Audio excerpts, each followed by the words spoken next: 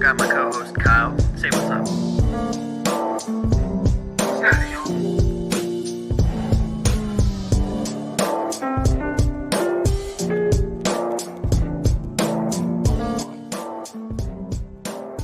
Let's get this shit going, baby. Bro, you need to stop rizzing the people up. 3 strikes. You're out of here. I need to let the people know what's up, bro. You're getting Yo. timed out. Bro got timed out. You're crazy for that. Bro, stop trying to rizz the people up. We don't need sex offenders on this show. Hey, yo. Let's pump the brakes, dude. I'm just saying. God Christ. What's going on, y'all? It's another day on the Day One podcast. I'm your co-host, Anthony. I got my co-host, Kyle. Say what's up. What's going on? We were here Tuesday, closed the NFL regular season. Today, we're bringing in the postseason, the playoffs. Red October? Green January. No, it's not Green January. Y'all aren't making it out of the wild card. Bro, probably not, but we gonna see.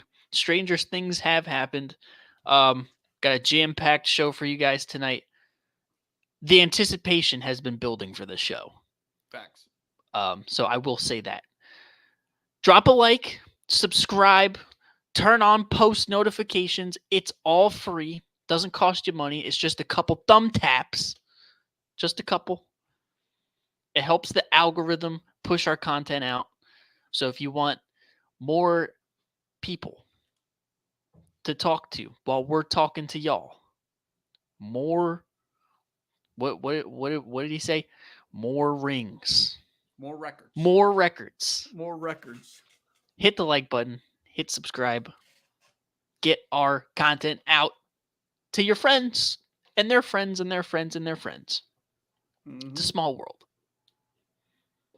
Facts. And, dude, as we were talking about on Tuesday, this regular season was freaking ridiculous, and it's only getting crazier with all the coach firings and some of the matchups and the storylines going into this weekend, bro.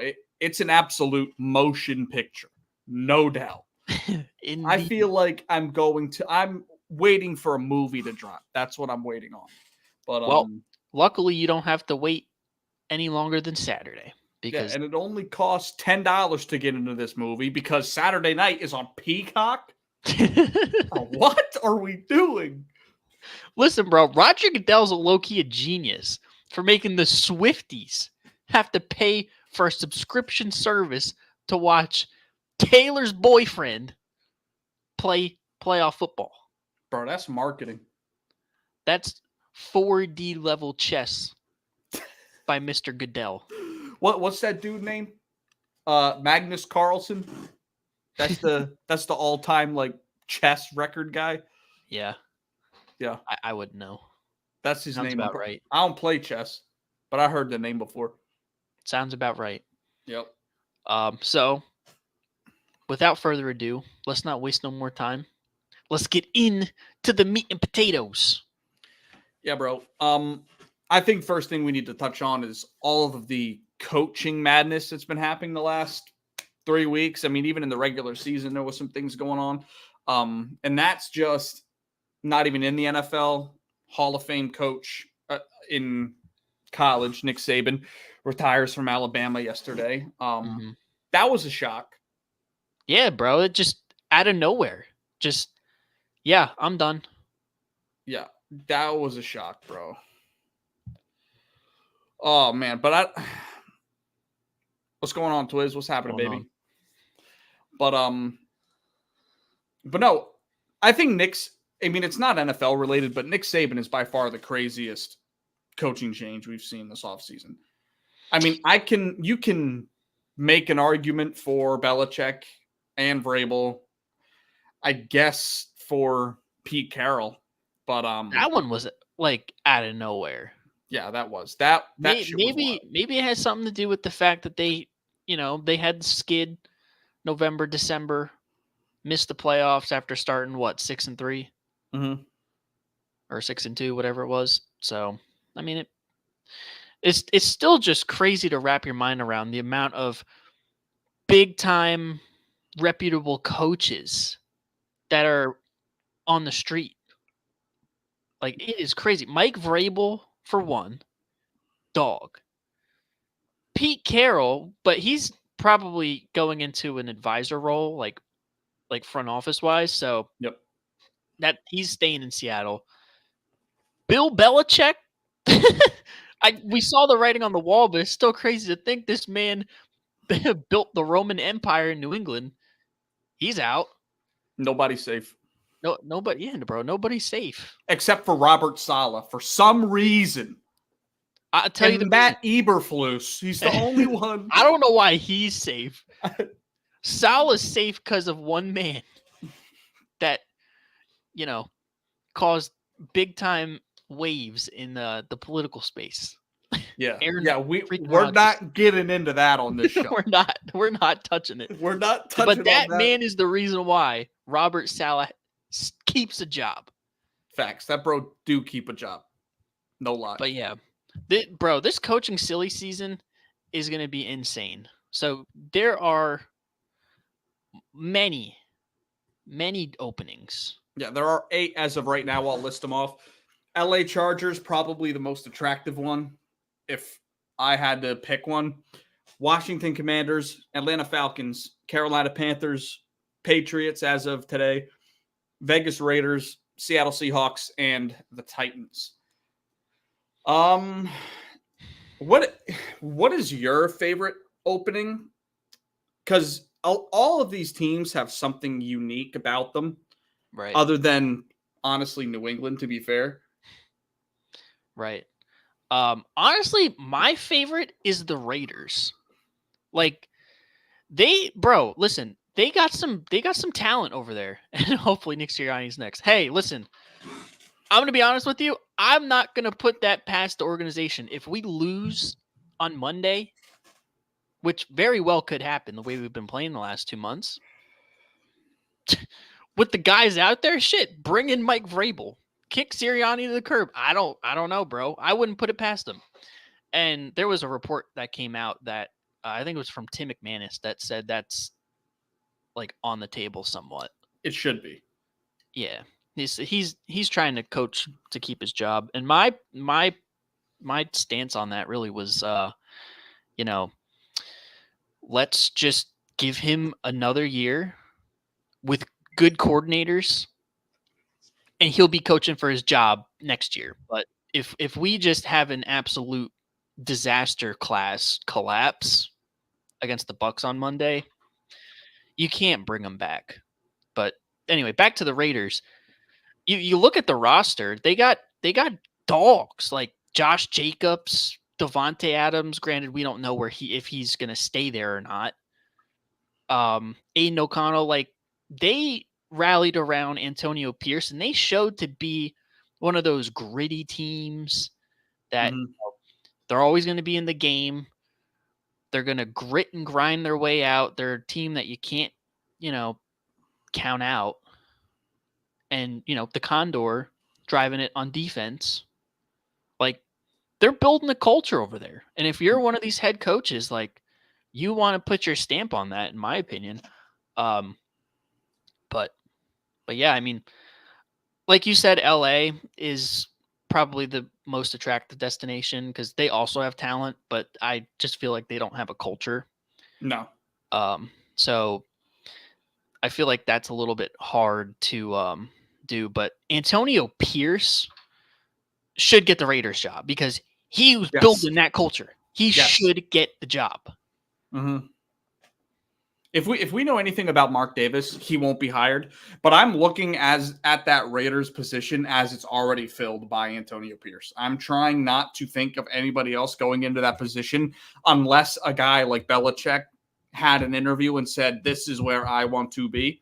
That's the only way I see it not being Antonio Pierce. And if I'm being honest, the Raiders aren't in a position to get any of these guys out there other than a Vrabel. Because I feel like Vrabel, you can he's still young enough where you can build a young team with him. Belichick he's the oldest coach of all time was 73 years old. Belichick's 72, and he wants to keep coaching. So I don't expect it to be longer than 3 years. That's not enough time to get this Raiders team to the promised land, in my opinion. So I would say if it's not going to be Antonio Pierce, it's going to be Mike Vrabel. Right. Yep. Let's see this. Falcons and Chargers, in my opinion, are the most attractive. Atlanta gets a QB and defensive-minded coach. Yeah, I agree. I agree. They're missing a quarterback. Desmond Ridder is not the savior, but they got some attractive options on offense too with Bijan, Drake London, Kyle Pitts. Yep. And the defense has been the identity of that team. So like, yeah, bro. Like if Mike Vrabel goes to ATL, and then they trade for like Justin Fields on draft day. Yeah, they're gonna be a fucking dynamic team. You're not wrong. If I had to rank them, it would be Chargers at 1 because any coach can step into that role, and if they have somewhat of an ability to coach, unlike Brandon Staley, they will be successful next year. And they're coming off a really bad year, so almost anything you do next season looks good. Right. So it's going to take time to retool the roster. Obviously, they're aging in the defense. The offensive line and the wide receiver room needs some youth injected into it. But you have the quarterback. Yeah. Yeah, you have the quarterback, and that's what you need to have if you're going to be successful. So I would put Chargers 1. I would probably put – you know what? No, I'm not going to do that. The Falcons are probably 2. Just because of the offensive talent. They've got some defensive guys. Jesse Bates is going to be an all-pro. I like them. And honestly, I actually really like the Panthers' job, to be honest. Yeah. I mean, it's a clean slate. Again, it's a place that doesn't really have a culture, and you can go in there and start from the ground up. Please, by all means of the imagination, Carolina, please take Brian Johnson. Please get him out of here, bro. Please take him, bro. He's the best coach you'll ever have. I said the same thing about Jonathan Gannon last year. What did Arizona do? They watched this show and they were like, yeah, this Anthony guy, he's an Eagles fan. He's watched them for 2 years. We'll take him. Listen, I've watched Brian Johnson all year. He is the greatest play caller you're ever gonna see. Bro, he knows how to move the football down the field. He knows how to keep defenses honest. He is an RPO mastermind. So much so that he doesn't need hot routes, and that he doesn't need to use the RPO. You would be an incredible defense attorney, criminal defense attorney. Because you could just straight up lie up there saying he ain't do that, but you know he did it. You know he did it. Facts. But no, I like the Panthers job a lot just because you have a rookie quarterback. You have a lot of flexibility. You can strip it down even more and get more draft capital, or you can capitalize on getting in free agents and big time trades with a rookie quarterback and that contract on your roster. So they have some pretty good flexibility. My only concern there is obviously ownership. David Tepper is shown to be an absolute idiot. Right. The organization is definitely a concern there. Honestly, none of these jobs, I think, outside of New England are a bad job. Personally. I mean, the Commanders... I don't know about Tennessee, though. To me, they just don't have a direction. They let go of their head coach, who is a really good head coach. They traded AJ Brown for nothing 2 years ago. Yep. They do have the Mayo man, so he's kind of good, but they're on their second GM in 3 years. Derrick Henry's probably out the door. So yeah, no, listen. It's hard to say that they have a clear-cut direction moving forward. But they're old and young that could be the attractiveness for a head coach. Like, they can kind of drive the boat where they want to go. You know what I mean? Yeah. And And they'll probably have freedom from the organization to do that. yeah, and they're in a weird spot mainly because they have so much old players on that team and young players at the same time. So either way you flip it, whether you want to try to compete in that sorry ass division or if you want to strip it down, either way, you have to make a lot of moves and a lot of tough decisions. I mean, DeAndre Hopkins is coming off of a career revival. And if you want to go young, you're going to have to trade off of him so you can get assets there. But like, it's just, I feel like it's a headache. You're probably right. Yeah. I mean, yeah, again, I mean, I don't know, bro. It's just one of them things where, you know, I can't tell you what direction we're going in. Like with the Raiders, at least, or maybe even the Falcons and Chargers. Like I know they're building a culture to go and win within the next 2 to 3 years. Yeah. I don't know what the hell the Titans are doing, with all due respect. Yeah. I just don't. You're not wrong. But no, let's have a little bit of an exercise here, okay? So let's look at a couple of the coaching prospects that are out there, and you tell me what job you think best fits them. All right. Okay. So let's get the easy ones out of the way. Belichick. Retirement. You don't think? I'd say you don't Cancun fits him best. You don't Unless think, he wants to go for the all-time wins record, then I don't know. Honestly,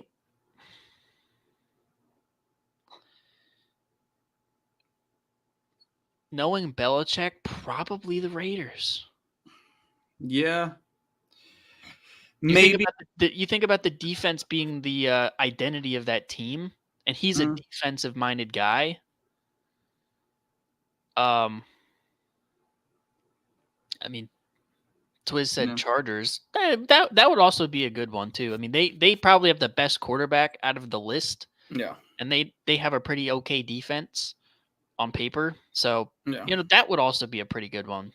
I feel like both of those teams. I don't know if it's me. Maybe I'm just too high on the Raiders. I think you are, to be honest. I mean, you really look at it. I think it's a 75% chance Adams is gone. To be honest, I think the Jets are going to move heaven and earth to try to bring him over. Yeah. I mean, every star is aligning that way. We need the offensive help. 17's open. Like there's a lot of Garrett shit. Wilson changed his jersey number, so there's a lot of shit going on with that. But Aaron Rodgers said the door's open, so hey. Yeah. If I had to pick a spot for Belichick that's currently open, it would definitely be LA, because you look at a lot of the squads and defenses that he's built, he's always made defensive players play above themselves. So, I mean, imagine Joey Bosa and Khalil Mack in a Belichick-style defense. Man. And we know he loves his safeties with guys like Ronnie Harrison and shit. I mean, you have Derwin James back there. Like, they have some talent, and they just need to fill in the gaps.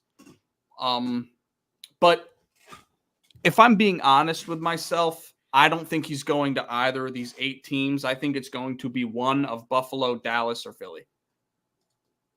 Yeah. I think if any of those 3 teams lose this weekend, their coach is gone. Even for Buffalo, I think if they lose in Kansas City again, I think McDermott could be done. Yeah.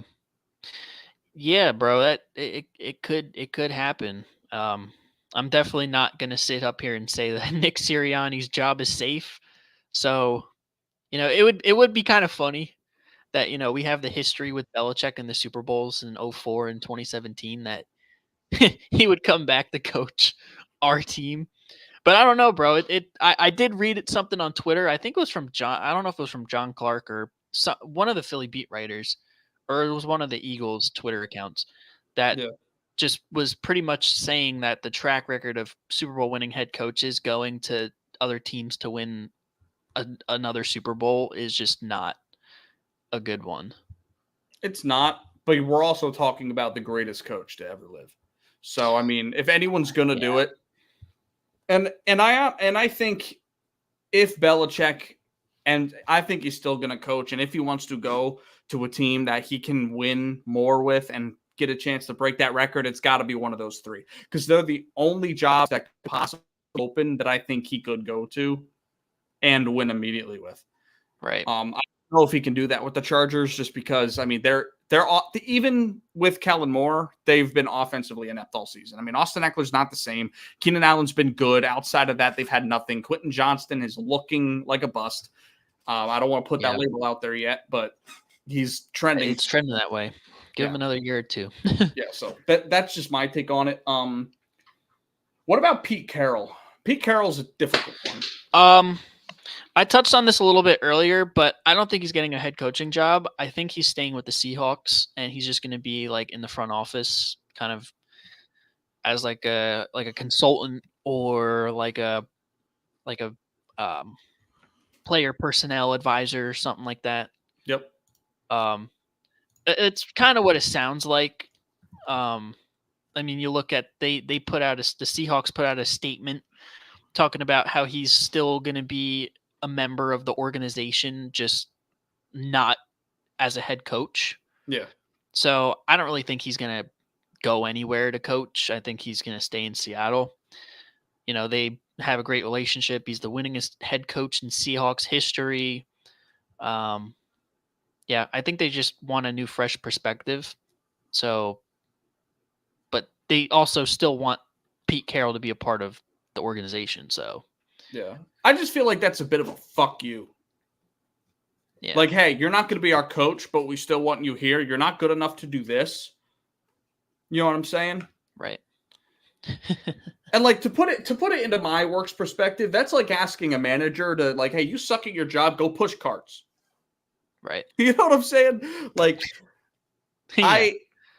I don't think. I think it could work. I just don't think it'll go over well, because there's an article out there that Carroll was pushing to keep his job. Yeah. So it could get a little weird there, and they end up just completely parting ways. But you're probably right. He'll probably stay with Seattle. Right. Yeah. Maybe not as head coach, but yeah. Twiz said it'd be stupid for them to bring in Belichick when Dak's playing good under Mike McCarthy. He makes a good point, though. It's the best that Dak has looked probably his entire career ever. And you know, Mike McCarthy's actually calling an offense worth a shit. Mm-hmm. So yeah, no, I agree. Yeah. And then the other obviously big one, Vrabel. Where do you think he's going?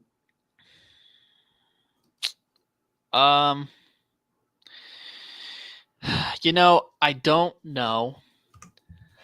There's reports saying that he's got, you know, an interview with New England. Yeah. I could see that based on the former player won a Super Bowl there with Bill. Could happen. But Vrabel in Atlanta would be fun. Yeah, it would. In Vegas would be fun. Mm-hmm. I think. Yeah, I think I'm leaning more towards Atlanta than anybody, unless the Chargers don't like. Because I think all these coaches, their number one option is going to be the Chargers, in my opinion. Unless something opens up from one of these playoff teams, I think the Chargers are going to be the certified spot. The other three coaching candidates I have in mind are three rumors and guys that deserve one or that might move around. Let's see, Vrabel going to the Pats. Yeah, that's true. I think the whole point of letting go of Bill is because they think they're going to draft a quarterback, and I don't think you want Bill in that room if they're going to bring in a rookie, because they can't grow together. Bill may only stay there 3 years, and the last thing you want for a rookie quarterback is to constantly change systems and coaches and all that shit on them. And I think, you know, I mean, we're getting ahead of ourselves, but that could be a big problem with Jalen Hurts if they let go of Sirianni and clear that staff again. But no, the other three guys that I have, all rumor mill type of guys. First one, Ben Johnson from the Lions, offensive coordinator. Yeah. Where do you think he stays pat, or do you think he goes to one of these teams on the rise? I can see him going to a team like Carolina, Honestly, I could see him going to the Chargers. I could see him going to the Chargers, bro. He's an offensive-minded guy. They are an offensive-minded team. Justin Herbert, him and Kellen Moore might cook up some nuclear codes. So Yeah. that might be. I mean that's a real attractive spot, I guess. The Chargers, but I mean, why wouldn't they be? Carolina. I feel like he's gonna go to it. I feel like he's gonna not. He's gonna go to a team that is like bottom feeder. Most of the new guys usually do. Yeah. Unless Brian Johnson goes to Carolina, then he might just go to Washington. Yeah. And honestly, Washington's job isn't even that ugly either, because they've got some guys. Like I really do think it's Panthers, Titans, and then everybody else is not a bad job to take. But yeah. Atlanta, Panthers, those are probably two spots that he ends up with. What about Eric Bieniemy? I think this is the year he gets a job. Yeah, bro. I've honestly been saying that I think that the Washington Commanders are going to elevate him to head coach. It makes sense. Yeah. He's been there a full year, knows the team, knows the offense. Just make him head coach. You fired Ron Rivera. Are they going to do that? I don't know. I don't know what direction they're going in, but if EB was going to get a spot, I'm probably Atlanta. I don't know. Atlanta would be Seattle awesome maybe. Too. Yeah, Seattle's an interesting one. I mean, you already have a quarterback that has won games in the past these last 2 years. He's got some talent. They've got a lot of offensive talent. They just need to work up defense. Like Bieniemy, the Commanders is the easy choice. Again, the Raiders I really like for Bieniemy. Back real quick, back to Ben Johnson. If we're gonna clip holder, maybe, but I mean, he did have Sam Howell throwing for he did have Sam Howell leading the league in passing at one point this year. So let's not brush that under the rug. For the first 8 weeks this season. But yeah, one of the reasons why I think the Chargers job is so interesting is because they also have cheap owners. So bringing in one of these top tier guys like a Vrabel, Belichick, I don't know if they're going to be willing to spend that. So I could definitely see a Ben Johnson or an Eric Bieniemy ending up there. Yeah. Just because they're not willing to pay some of these better coaches. Right. Yeah. No, I agree. And I mean, for their philosophies, it fits the timeline. So. Yep. All right. Last coach I have. I don't know how you're going to feel about this. Jim Harbaugh. I think of any point of him to move back into the NFL, like he's been thinking about doing for so long. We just saw his entire family come to a Michigan game, the championship game, his last game, maybe. Right. I think this could be the year that he comes back. Yeah, it definitely could be. To be honest, I don't know. The no doubter for me is Vegas. Personally. Yeah, I'm leaning that way. I think he's going to want the most money out of any of these coaches, and I think the only team that's going to be willing to pay him that he's going to be interested in going to is the Raiders. I think that's it. And then again, same thing with like the Belichick thing I said. If one of those three teams in the playoffs, Dallas, Philly, or Buffalo, fire their coach, I think Jim would be willing to come back into the NFL to coach one of those teams because he doesn't have to do nothing. Right. I agree. Just, set a culture. Yeah. Get your players, get good coordinators. Get good coordinators. Yeah. We need them. Yeah, Listen, whether Sirianni's gone or not, these guys are gone. We're going to have new coordinators next year. Yeah, no doubt. No doubt. I think you guys need to strip that shit down, to be honest. Top to bottom. Yeah. I mean, my stance is if you want to give Sirianni another year for him to like coach for his job, I'm with that. I just think that you're going to need to get an offensive coordinator in there that can run their own offense. And that's the problem with Sirianni. He's not and I've been saying this all year, he's not a good X's and O's guy. He's the rah-rah guy. He's the motivational speaker. He's going to get the guys riled up, ready to go. He's going to say the inspirational quotes in the meetings. You know what I mean? Hungry dogs run faster, stuff like that. He's not talking about, RPOs and installing hot routes and, what do we do against the zero blitz and whatever.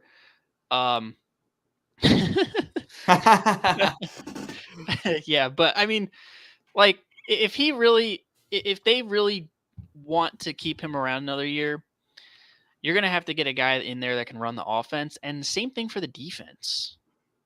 Like, I mean, the size defense was very up and down. It was very down against the best competition in the NFL. We panicked and fired him, and now it's even worse. So, I mean, that's just where I stand on it. I wouldn't be surprised if we lose and he gets fired. Yeah. Because, I mean, Jeffrey Lurie's watching this, and he's like, we cannot bring this back next year. Like, this cannot be happening next year. No, and to be fair, and you a lot of Eagles fans that, we're homies with, including, and you're not going to like what I have to say. You're not going to DV. Yeah, that's who he's talking about. My boys. Yeah, you're not going to like what I have to say, but your team's getting old and it's getting old fast. So I'm not defensively, yeah. I'm not confident that you're going to be competing in 3-4 years from now. Just saying. We'll have to see. Your entire offensive line is getting old outside of, the guys who count the most. Kelsey, Johnson, they're getting old. Your defensive line is going to be all young guys next year, if not that year, the following year. Your two corners, one's middle age NFL terms and starting to get bad, and the other one's already old as shit. Kevin Byard's old. Like, you've got a lot of aging talent on that team. Yeah, especially on the defense. We're definitely going to have to retool that defense. And the important thing is getting coaches in here that are going to put these young guys in positions to succeed and not make things confusing. Mm-hmm. Because we've seen that this year. Like, yes, we have the talent. I've been saying it. Everybody wants to say we don't have the personnel. I think we have the personnel. I do. Linebackers, obviously, a liability. And the secondary just hasn't been on the same page. But if we were clicking, yes, we have the personnel to compete with the best teams in the NFL. It's a coaching thing. Because you look at its scheme. Emmanuel Acho has done numerous breakdowns on our defense. Mm-hmm. Twitter and his show, and just situationally, 3rd and 5, our corners are playing 9 yards off. Yep. What are we doing on a gotta get off the field play? Mm-hmm. So that's really where the issue for me stems. Yes, our defense is getting old, and that's something Howie's going to have to maneuver, but I feel like he's earned the benefit of the doubt over the last 3-4 years after, pretty much GMing for his job in 2020, like the 2020 offseason. So, yeah, I mean, I have faith in Howie. Yes, he's going to take risks. Sometimes they don't work out, but sometimes they do. And that's just the nature of it. My worry is it's not so much that he won't be able to retool the roster. It's that you're going to lose so much old talent all at the same time that it's going to be very hard to recover from it all in 1 or 2 off seasons. That's my concern. Not so much that he can, rebuild on the fly. But yeah, Fangio scheme blows. Yeah, bro, listen, honestly, these Fangio defenses have been getting cooked. They've been, as my co-host has said, they've been getting had. They have been getting had. Your defense can be had. This is insert the Carmelo Anthony meme. This is nothing new. Man, but I mean, I wouldn't be opposed to bringing Winky Dink in. Yeah, he blitzes a lot. He's kind of on that Jim Johnson timeline. And it would definitely be a polar shift in our defensive philosophy. But I don't know, bro. Nick Sirianni believes a certain way in coaching a defense, and it's just not the Wink Martindale way. Yep. He believes in limiting the big plays, and that goes with the Fangio timeline. And yeah, I know we can be had, but we'll see what happens over the next week, several weeks, if he's here or not. Because I mean, if he's not, then I mean, we might as well, do something. Yeah. So, yeah. And by the way, we're gonna go into some of the postseason matchups and stuff, but pinned comment at the top is the link. If y'all want to pop in and talk about whatever, we're here for it. So don't have to, don't feel obligated to, but it's there. Yeah, always feel free. So, dude, yeah, coaching's going to be a big topic this offseason, maybe more than fucking free agency. Who knows? But I think we should. That's not a Nick thing. Yeah, it isn't. It is. He's right. He's 100% right about it. It is an organizational thing. Yep. And the analytics has absolutely killed football. And for some reason, our organization is meat riding. Yeah. The analytics. Yeah, you got that right. Yeah. I think we should go ahead and we're going to talk more about the individual matchups this week. But as we did last year, at the same time, we went through and did our brackets for the playoffs. We'll do it now, and then we'll go diving deeper into the wild card teams and the games. But last year, hey now, give me my flowers, okay? I only picked one game wrong. The only game I picked wrong was Niners-Eagles last year, and the Niners lost 2 quarterbacks. So I feel like I only missed half a game. Just putting it out there. But why are we still running around with this narrative, bro? We won. Narrative, it is facts. They lost their quarterback. What are you talking about? Christian McCaffrey ran the ball 20 times straight. I swear to God, bro. You watched the game. They lost their quarterbacks. That sucks, bro. I don't know what you want me to tell you, bro. No, and it's not taking any away. Maybe don't block top 5 pass rusher in sacks with a 3rd string tight end. Crazy idea, but maybe just, put an extra offensive lineman out there, play a little jumbo. Maybe don't put the backup tight end on, one of the most ferocious pass rushers in the league. You can stay on your high horse until this weekend when Baker Mayfield throws for 300 yards on your sorry ass. Okay? So, which one of us wants Kyle to go? Trask, bro. Which one of us wants to go first? Do you want me to go or do you want to go? I mean, it's up to you. I don't really care. I can go first if you want me to. Go ahead, bro. So yeah, wild card weekend. I'm gonna start in the AFC. I don't want to touch the Eagles game just yet. I really don't know how I feel about that game, so I'm gonna leave that for last. Yep. So I'll go right to left here. So first matchup here, Bills Steelers in Buffalo. Give me Buffalo. Yeah. I mean, Mason Rudolph. Listen, I'm a Mason Rudolph truther, but the Bills have just been peaking at the right time, and they just keep finding ways to win. And this is at home. Yeah, bro. Is food. Steelers trying to move the ball in Buffalo in that cold. Yeah, I don't see it. Right. Chiefs Dolphins. This one is going to be a motion picture. Facts. There are 3 games this week that are absolute movies. It's a trilogy this week. For real. This is one of them. Yes. In Arrowhead. Sure, the Chiefs haven't looked that great, but the Dolphins, which is, I've been saying this about Tua Tagovailoa. In those pressure situations, what happened? He just shit the bed in pressure threw it to double coverage, pick. Yep. With the game on the line. Yeah. He's a great quarterback, but -9 wind chill on Sunday for this game. -9 wind chill. Give me the Chiefs.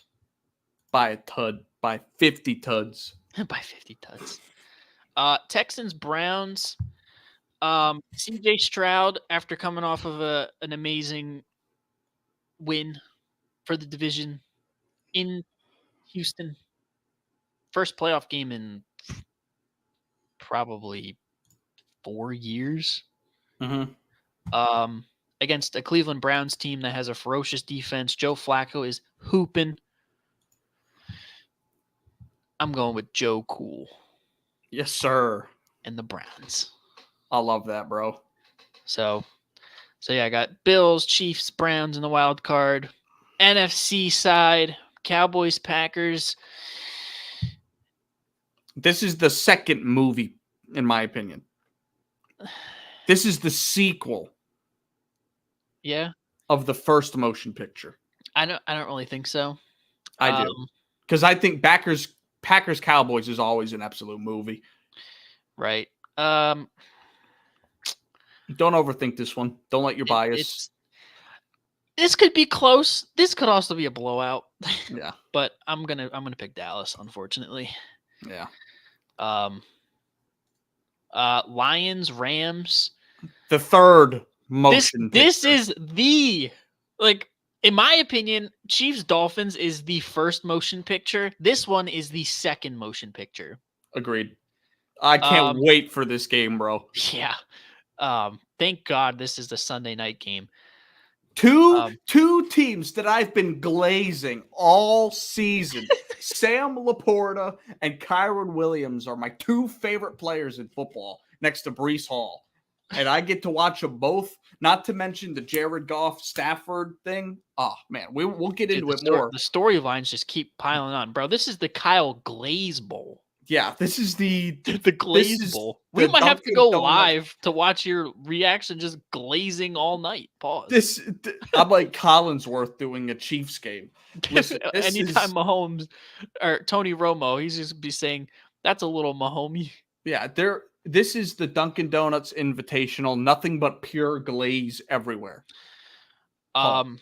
This one's probably the hardest one on this list for me. Agreed.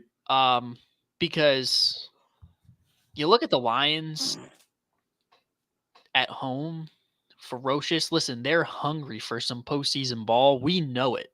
The goofball in a dome at home? Bar? Right. But the Rams have been sneaky good. No cap, bro. This game is so hype. Twist said he thought Laporta got there. I think he did. I'm not sure if he's gonna go though.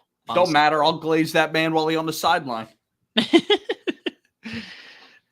Bro, insane Microsoft Surface tablet handling. Bro is going stupid with the hoodie. No. Honestly, I'm gonna go with the Rams here. Yep. This one is hard though. It's a flip-flop either way. I just think everything is lining up in Matt Stafford's way. He's got the experience. This is like the revenge game. Mm. They're already saying we're not wearing the unis for Stafford. If you're a Detroit fan, you got a Detroit Stafford jersey. It's a ban. So I don't know. I feel like everything's starting to add up. And, the Rams have players on their team with experience, but the Lions are a hungry team. They don't have a lot of experience, but they are good. And they have a quarterback that went to a Super Bowl. Right. So do the Rams. Yep. So I don't know. I think Matt Stafford is going to win like a 2-point game. Okay. Could be like a field goal. It's gonna be that close of a game. Buccaneers, Eagles again. Oh man, if this team shows me an inkling of what they could be, I'm all the way in. We're getting Darius Slay back. Devontae Smith should be playing. AJ Brown, who knows? Jalen can't throw a football. I hope we don't trot Marcus Mariota out there, bro. I hope not. We haven't been able to do a fucking thing over the last 6 weeks. Not a damn thing. I don't know, bro. I don't know. Use your cogent analysis. This is very, and I was watching some Jacob Media stuff. Ray Didinger said this is very eerie of the Super Bowl teams in the past, particularly the 81 season. Yeah. Where we went off to a blazing hot start, crumbled late, lost in the wild card round.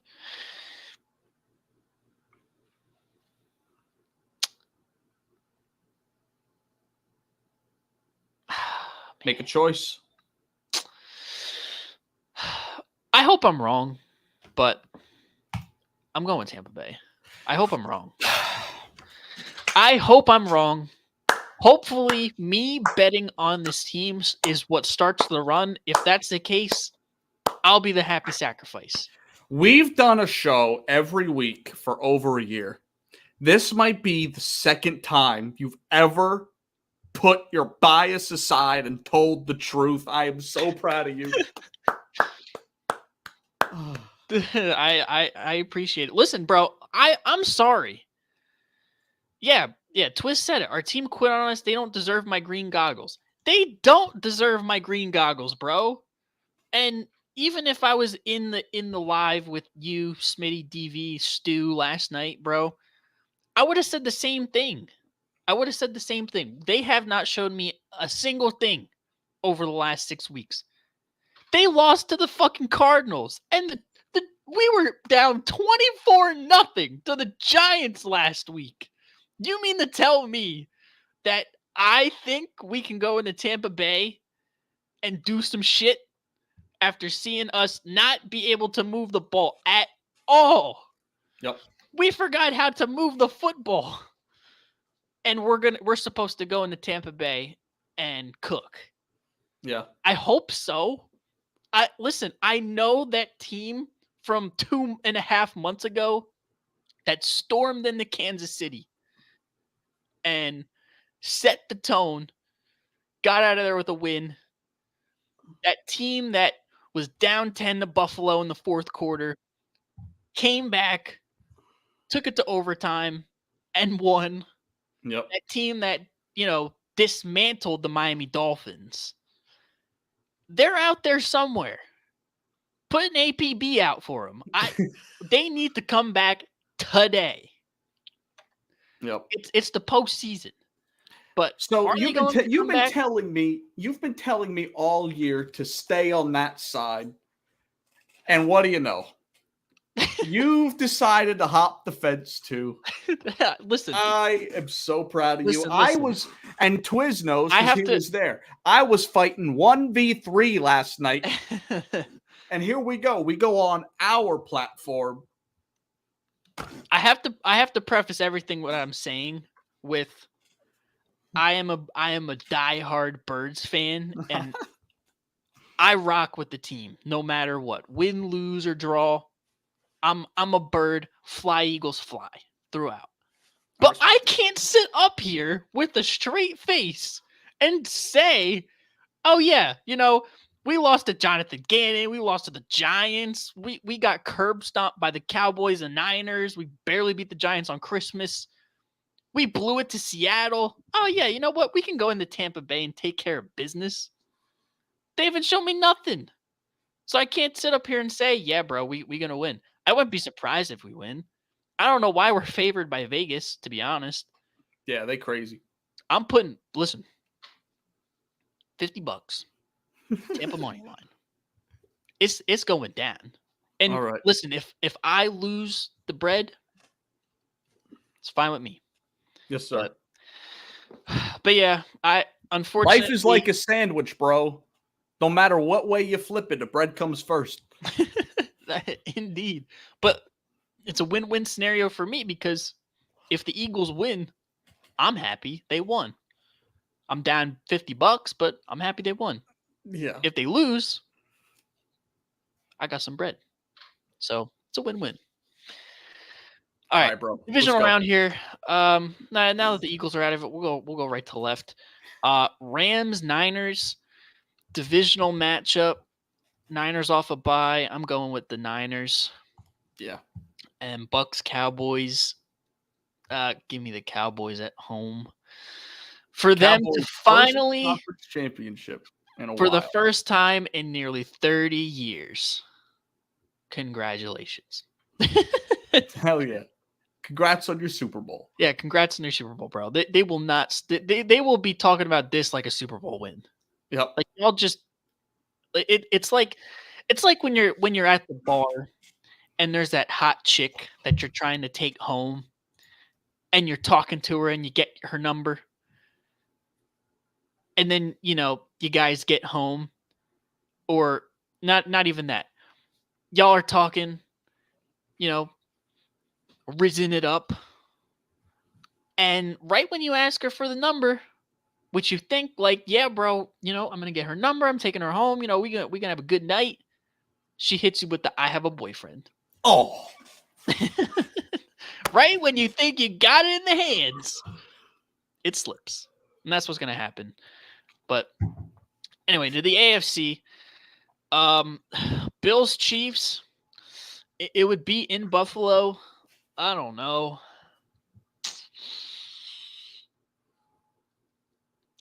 That's a tough one. Again, I feel like we give the Chiefs a lot of the benefit of the doubt. yeah.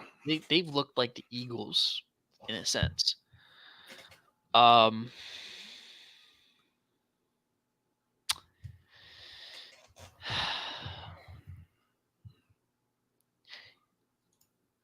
You know what? I'm gonna go with Buffalo. Okay. They're at home. I don't hate it. Yeah, I mean, they're at home. They've been peaking at the right time. It seems like since Sean McDermott's made the Al Qaeda speech, they've just been unstoppable. And to be honest, like, sure, the Chiefs can beat the Dolphins, but they're just not, in my opinion, they're just not on the arc. Like, it doesn't fit the timeline. Yeah. The way they've been playing games as of late, they've been struggling on offense. I feel like in the wild card round against the Dolphins, they're like, the Dolphins are frauds, so they can squeak out of there with a win at home. But going on the road against the Bills team that is playing their absolute best ball of the year is going to be a tough task, and I don't know if they're going to be able to get enough done offensively. So yeah, and then Browns Ravens, another motion picture. Facts. Well, we glossed over this motion picture, but this is a motion picture too. Yeah, that is true. Think about the history behind this one.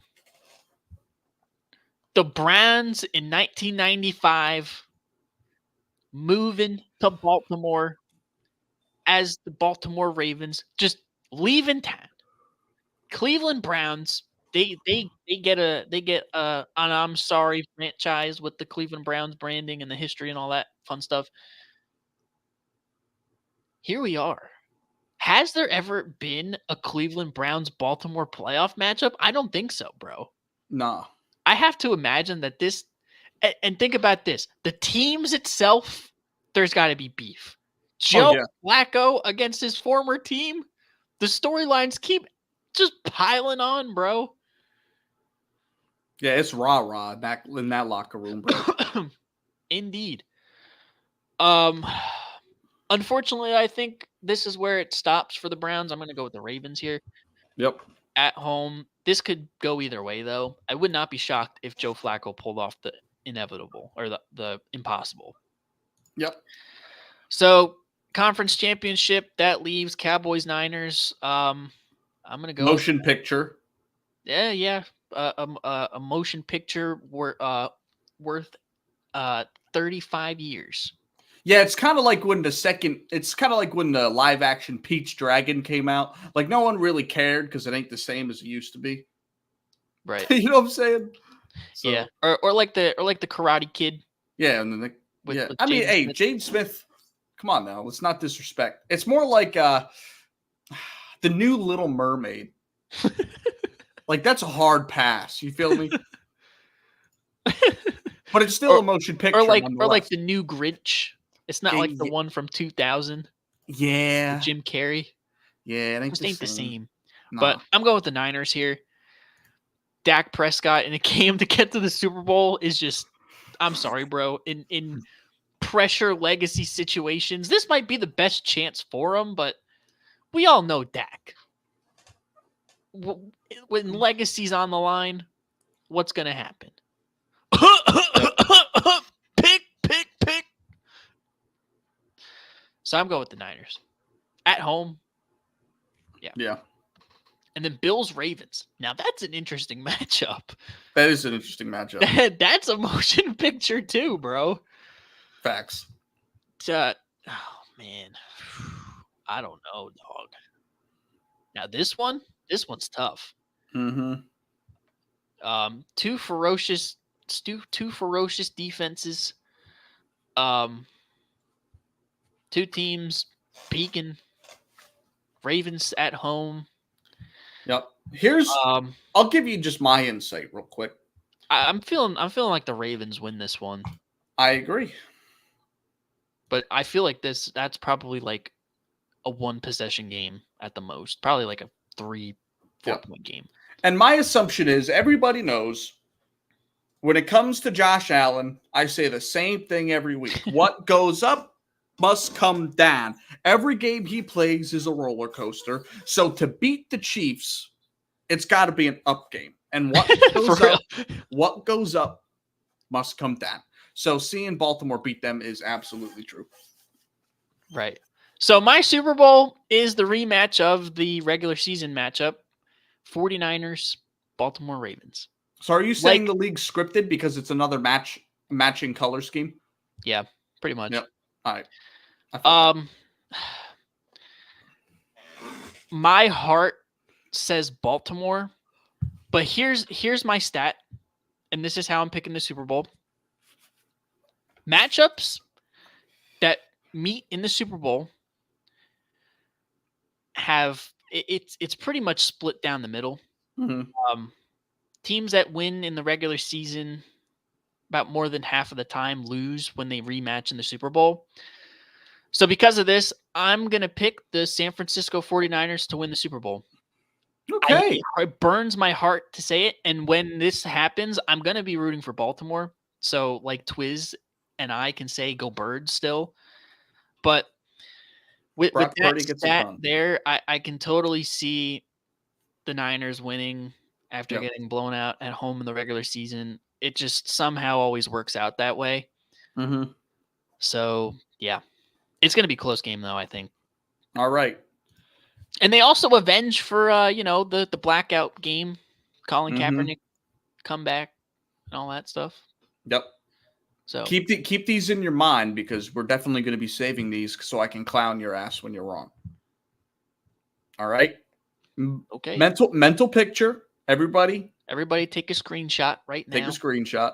Hold on. Let me hit the control print screen. All right, here we go. I got it. All right, let's clear that off. So last year I picked all but one game right. Okay. So I would like to go out on a limb and say I'm the best that there's ever been in predicting. I wouldn't go playoffs. that far. I might just suggest that. Just saying. But no, let's get into it. Wildcard weekend. I'm going to start with this game over here. I don't want to spend too much time on it because I'm not going to spend too much time on any of these because I want to talk about them more in depth. But I got the Bucs at home beating you guys. Your defense can be what? Had. Your defense will be had by Baker and his pocket full of zinnies. Okay. Our defense can be had, bro. Yeah, it can. So if Jalen Hurts shows up, We could totally win, though. Well, he ain't done that all season, so it's time for What do you mean he hasn't done that all season? Yes, he Moving has, on. bro. The Moving coaches on. haven't shown up. moving on. I agree with I'm you. not gonna let you slip by with that one, bro.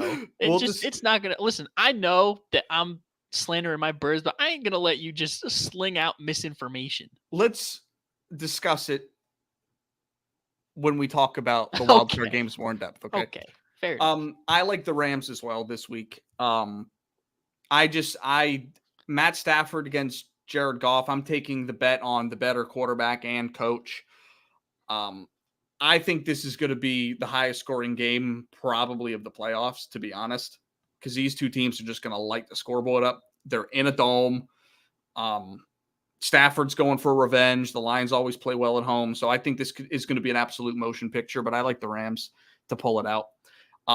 This one, Cowboys, they're going to roll. Whoever gave me the stat yesterday, Stu Vision of the Packers beating them 9 out of the last 10 games. That was with Aaron Rodgers. They have Jordan Love. It's not the same. You can't convince me it is. So I like Dallas at home to roll. What do you mean you can't convince me it is? You were the one that sat up here and say they've been having identical mirror image seasons. Who? Aaron Rodgers and Jordan Love. Yeah.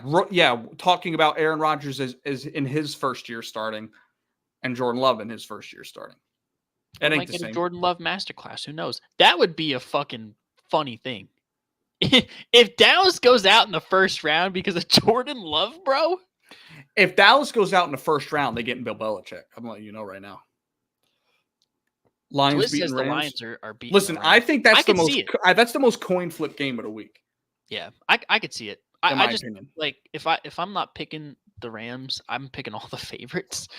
Number one, number two. There's a lot of juice behind the whole Matt Stafford going back there thing. The Rams have players with more experience. Sean McVay, they have more experience in the playoffs. Yep. The Lions don't have as much experience.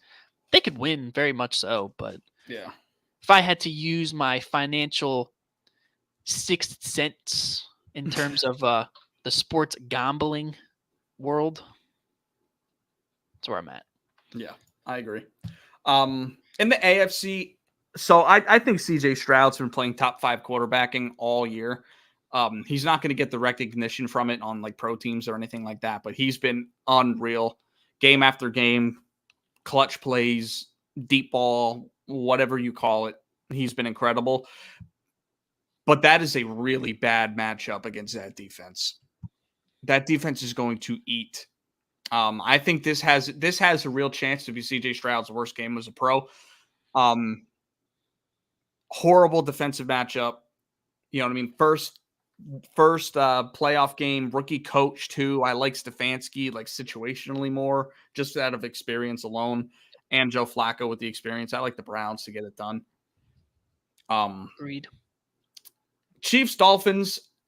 Again, this one I think has a chance to be a motion picture, but I think it's the Chiefs without a doubt. Mahomes does shit in the playoffs that makes your eyes pop, and Tua can't seem to beat good teams on the road or even at home. And it's going to be negative 15 degrees wind chill, and Tua is 0-4 with a 45% completion percentage in degrees under 33. So yeah, Chiefs by a tud, maybe 4. This game's interesting. It is. This game, I feel like the smart play is just to take the Bills. But I think there is a huge gap in coaching mismatch. I think the Steelers defense is probably the best overall unit on the field Sunday. Wow. So you're taking the Steelers here? No. I'm still taking the Bills. I think this is going to be one of those games where Steelers cover and damn near win the game, and Josh Allen pulls some heroic rabbit out of his ass crack to win that game. So is this a Dan game? This is a Dan game for the up game. Okay. Twist said, do you think if Flacco gets it done, he's a Hall of Famer? Absolutely. I think he's a Hall of Famer now. Yeah, I don't know. Maybe not first bat. Borderline. Yeah. He has a Super Bowl. True. I mean, you got to look at the stats. If he gets a Super Bowl and Eli Manning's in the Hall of Fame, Flacco should be in the Hall of Fame. Yeah. So that's my thought on it. Yeah. I agree. So this is where shit gets really freaky, and you all are gonna clown me until I'm right. But I have both 1 seeds losing in the divisional round. Wow. The Rams? I do. I like here, and here's my thought process behind it.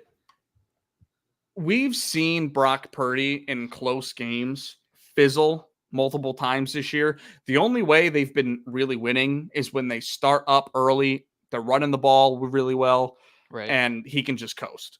I still think Brock Purdy has a chance to be that guy. I just don't think it's yet. I don't think it's now. And that's kind of how the Niners are built too. Yeah. Like, And Kyle Shanahan going into a fourth quarter while down is like 2-20 something on his career. right. So if this game is Okay. close, like I think it's going to be because it's a divisional matchup, I think the Rams are going to pull it out. So Okay. that's my thought process there. On this side, it's kind of the same boat. I've seen nothing but failure from Lamar in the playoffs, and the only way I see them winning is through defense, because I think Lamar is going to be the worst quarterback on the field that game. Joe Flacco has shown this year that regardless if he's turning the ball over, he's going to spin it. He's going to get up and down the field. That running game is pretty strong, probably not as strong as the Ravens, but it's just something about this just screams Browns are going to win this game. I mean, Okay. it just makes sense to me. I can't really explain it. I don't want to get in X's and O's about it. I just think Flacco's going to get his revenge. I think Lamar's going to fall flat because that's what Lamar's done that in the playoffs multiple times. And I didn't see anything this year that tells me he's elevated as a passer, to be fair. Maybe completion percentage has gone up. So has Josh Allen since his rookie year, and he's still turning the ball over like crazy. So that's my thought process behind it. So I think both 1 seeds get upset in the divisional round. Okay. These other 2 games, Cowboys at home, I don't have to think too much about it. I think this is where Baker, at this point, Baker's getting the bag 100%. They weren't supposed to be here. They weren't supposed to be playing the Eagles in the first round. And I think that's where they're going to call their season a wrap. Dak's going to spin the piss out of the ball and beat up on the Bucs. It's not going to be pretty. I think the Cowboys probably win by a combined differential of plus 30 against these 2 teams. On this other side, absolute motion picture. Once again.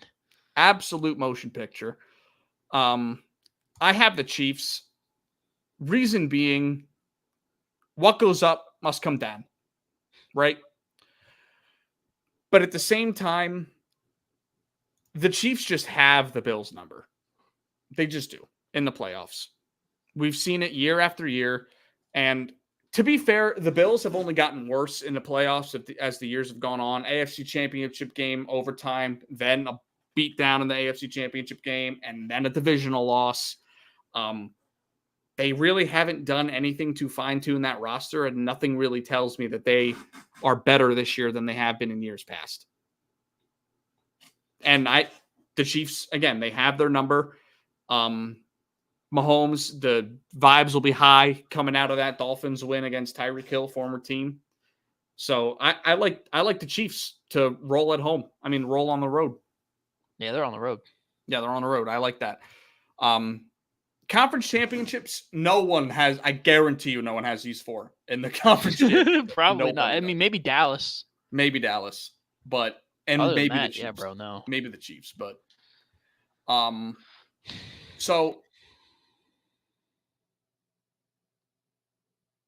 it was kind of like an intermission to an absolute banger of a Broadway show. Quick intermission. Let's get back to Arrowhead Invitational. Chiefs at home. I can't bet. I don't care how bad that offense plays all year. I cannot bet against the Chiefs at home with Patrick Mahomes and Andy Reid. I just won't do it. I can't do it. I don't have it in me to do that. So that's my thought process there. And this is going to come to an end at some point. And What if it doesn't, bro? all great empires have fallen down at one point or another in history. So why can't the Chiefs' empire fall to the hands of 48-year-old Joe Flacco? Because the Chiefs have two of the greatest at their... They have the greatest general and sergeant combo, maybe top 3 all time. So that's why. Think about this, though. This is going to be a defensive masterclass when you look at Spags versus Jim Schwartz. It is. So, I mean... So, okay, in a defensive masterclass where you have to have one drive, who are you taking, Flacco or Mahomes? I'd take both of them, either or. If you had to pick one. Don't make this sound dumb. You're taking Mahomes, not... I want Iguodala, Joe Yeah, Flacco. Yeah, and you can be jobless with Max Kellerman. So, all right. But no. In a defensive masterclass, you need one drive. It's Mahomes over everybody in the league. Not a second thought. And then over here, this dude, I would be pinching myself if this is what happens, because I mean, yeah, my prediction of the record for the Rams has been super low, like at the beginning of the year, but I've been riding this team's coattails. Sure has. All season. I think they are much better than what the record represents. The defense is humming. That offensive line, I can't name a single player on, is just dominant. The running game, Puka and Cooper, dogs.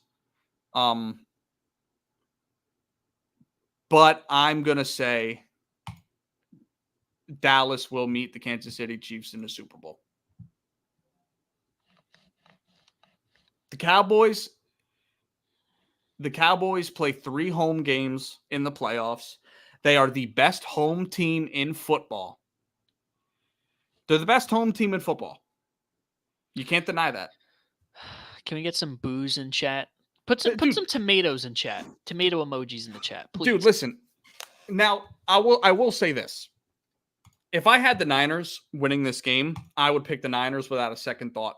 Niners at home, Cowboys on the road, better team. Because this is a divisional matchup, and I think the Rams are going to get one over on the Niners, I have to take the Cowboys at home against inferior talent. Well, yeah, I mean, obviously, but it's just disgusting to see this. It's disgusting to see, but you can't act like this is not possible. The Cowboys making a run to the Super Bowl in this NFC.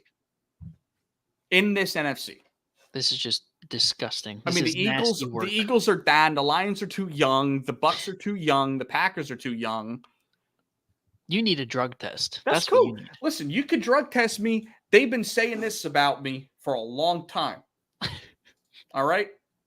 And I picked every game but one right last year. Okay? That was last year. That's not this year. It's not this year. But let me tell you something. If I am anything, I am consistent. And I win consistently. Okay? So I like Cowboys Chiefs in the Super Bowl. And, dude, you got to admit, though, this would be a motion picture. Would it not? This would be a great game to watch. It would be. And the referees would have their hands all over this one. We all know who would win it. There's no way Jerry, after 30 years, is going to let the Dallas Cowboys lose. There's just no way. After going through what they went through to get to that point, bro is slipping 100K wads. Listen, here's what I'm going to tell you. Here's what I'm going to tell you. Okay? You better not pick you.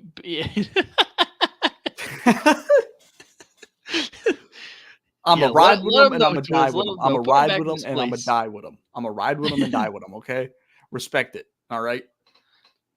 Yeah, it makes 2 of us then.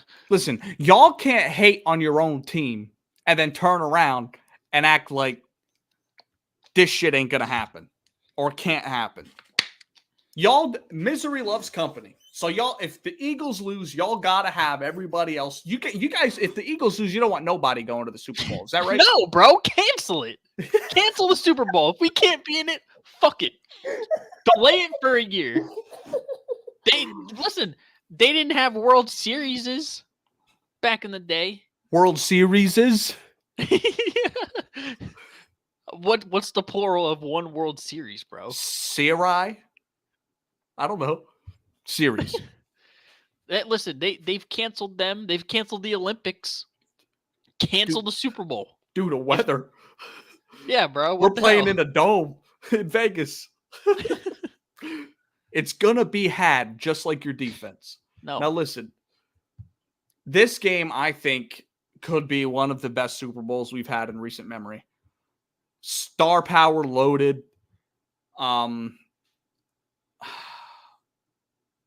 I think the Chiefs are going to get it done back to back.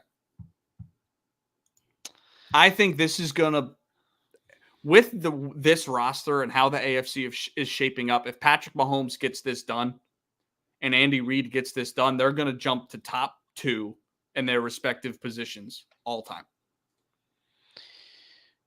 Yeah, I mean, you're not wrong. No. If they get it done like this, I think Travis Kelce might ride off into the sunset off of this game. I agree. And yeah, this is how I have it shaping up. I mean, and the other thing too is it seems like every goddamn team in these playoffs, other than maybe the Bucs, every team that has lost a game in the regular season in this playoff run just bitched and moaned, and it felt like the world was falling down. But the Chiefs have gone through their shit, and we haven't heard nothing come out of their locker room. They stay in pat. They locked in. And that shows for something. That shows for something. That matters. And you know what I mean? Without this, if you don't have any dysfunction in your locker room, that can take you a long way. And I think it's going to take them right up to ring number 3 with Mahomes. So that's where I sit. Yeah, bro. It very well could be that way. I don't know. They just need to get their X's and O's figured out, in my opinion, because they have a lot of the similar issues that the Eagles have had over the course of this year, and things like that are just lingering into the postseason can't get fixed. Especially now, it just can't get fixed. Like, there's no way a team like the Eagles losing 5 of their last 6 is just gonna just flip a switch, turn around like that, and go on a run. I would love to sit here and believe that it could. Maybe all we need to see is one go in the basket. But I've been saying that for the last month, and they've kept bricking. And here's the other thing too. And Twiz made me think of this. Maybe the NFL's not going to let Jerry lose the Super Bowl. You think they're going to let the Chiefs lose the Super Bowl with Taylor Swift in attendance on screen 50 times during the game? I'm sorry, but well, you know what? It's the you know Taylor what? Swift Jerry Jones Bowl. You might listen. The Ref Bowl. The Ref Bowl. You know what? You honestly might be onto something, because I was going to say Jerry Jones can probably outbid the refs. Taylor Swift is a billionaire. So you know what? She could probably outbid Jerry. Checks, bro. It's checks on checks in that motherfucker, bro. Mm-hmm. Yeah, for real, bro. But hey, I think this is how the playoffs are going to fall this year. I really do.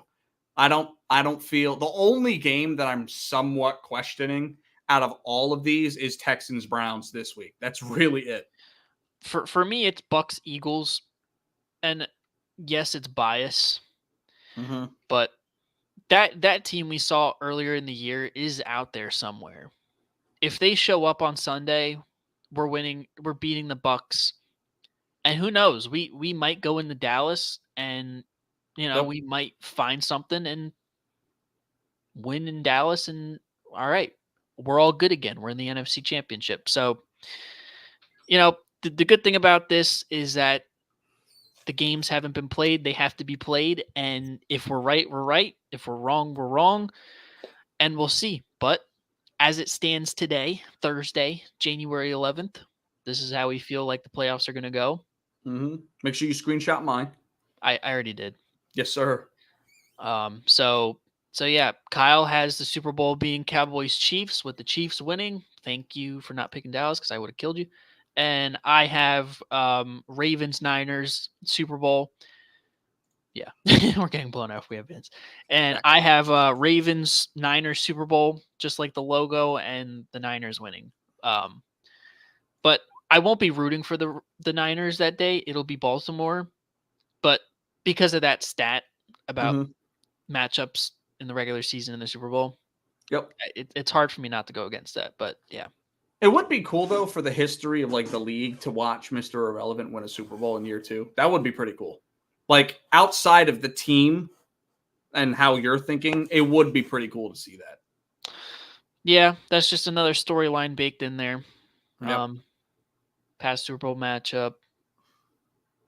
Niners getting reprieve for maybe a couple bad calls on a fourth down late in that game, 2012. Yeah. Yeah, dude. So everybody, make sure you put the money line down on every pick I've taken, the mortgage payment, the kids' college fund, everything. The mortgage payment got to go on Buck's money line. If you really want to open a second mortgage, just put the first one on Buck's money line. Use that as your way to find out if you should trust us, and then put the rest of the college fund on the divisional round. Yeah, bro. Because that's what I'm doing, bro. Yep. That's what I'm doing. All right. So let's backtrack a little bit. Let's go ahead and look at the last week of the regular season and what we ended up doing. So we finished the regular season above 500. Well above 500, I would say. Let's do a little quick maths here. Yep. What's the winning percentage, bro? That is Hall of Fame head coach type numbers. You feel me? That is beautiful. So I ended at 56.25, 56.3% win percentage. And I'm probably around 55. Yep, 55.5. Yep. So we were pretty close, above 500. You can't say that about Colin Cowherd. You can't say it about the Pat McAfee show. Pat and AJ. Nick Wright. Nick Wrong. Chris Broussard. Yeah. Chris Broussard, low-key, is pretty cool. I fucks with Chris Broussard low-key. Just putting that out there. I do. I ain't a daytime television guy that much, but Chris Broussard, pretty funny. Chris Broussard keep a job after calling a guy retarded, but he keep a job. Retarded. I forgot that he did that, bro. That was an iconic moment in television. How could you forget, bro? He instantly got walked back by Nick Wright. I've seen Nick Wright go. That is not right, bro. That is not okay. Why'd you just say that? Yeah, bro. Everybody swept it under the rug. That's what a good PR team will do for you. Yeah. But yeah, dude, congrats on winning the regular season. It came down to the Packers-Green Bay game for us to tie, and you were the better man. I just only wish that I could grow up to be like you. That's what we strive to be, you know. Our standard is the standard, and we keep the main thing over here. So, you know, we just strive to be the best version of ourselves every day. Yep. And go 1-0 each week. Yeah. We went 1-0 not every week, but 1-0 on the season. Should we take a look at a couple teams that were available for the playoffs that ended up falling on their face this week? Should we just touch on a few of them? We could. Texans Colts was a motion picture. Facts. Shout out CP Stroud getting it done on the road. Yeah, I like. For me, it came down to quarterback. Yep. Gardner Minshew had a great year, but CJ Stroud's has been playing on another level, and I think, you know, and we saw it. He was able to elevate the guys around him, and he was able to get that win. Yeah. And unfortunately, it came down to a bad play call by Shane Steichen. He's a fantastic play caller, and it came down to a bad one. It did. And, yeah, they were that close. Yeah. I mean, that Shout out to the Colts for having a great year, though. I mean, they played out of their minds for what we expected of them. And to lose Anthony Richardson in week 3, I believe it was, to be able to take your backup quarterback all the way to week 18 with a chance to make the playoffs with a rookie head coach, it's something special. So, shout out to the Colts. Falcons Saints, I don't really care to talk about because, I mean, they were done as soon as Tampa Bay stepped on the field. Tampa Bay winning basically made that game irrelevant, but Arthur Smith under it is very relevant, though. Very relevant, yes. What a collapse! I picked the Titans. This is one of the 2 games that you and I picked separately. I took the Titans to win this game at home, and I just felt that there was a coaching mismatch, and one team was playing spoiler against a team that was on the downturn for the latter half of the year. The Jags got to figure some shit out. Yeah. Trevor Lawrence needs to get in the lab, and he needs to do fumble drills all summer, right? All spring. Like, he needs to figure it out because, bro, in the second half of the year, it felt like every time I'm looking at the box score, it's 2 fumbles and a pick, 2 fumbles and a pick, 2 picks and a fumble. Yep. And and yes, Twiz, completely agreed. When we did our predictions early in the year, with Cole's Cowboys and Smitty, and we went and picked every single game of the year, and we all had the Saints with at least 12 wins. So they definitely fell flat on their face all year. Yep. Mm-hmm. Yeah, that was definitely a disappointment. I actually bet them with real money to win 10 games, and they were the only team that didn't. So. Yep.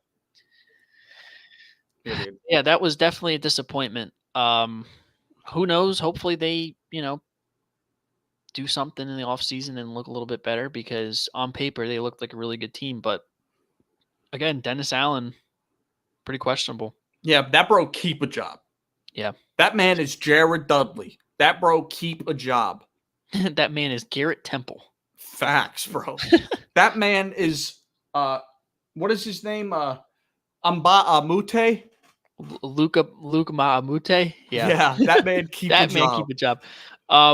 But yeah, bro, it's crazy. And I was Jags is another team I was super high on in our predictions too. I thought they could have made a run.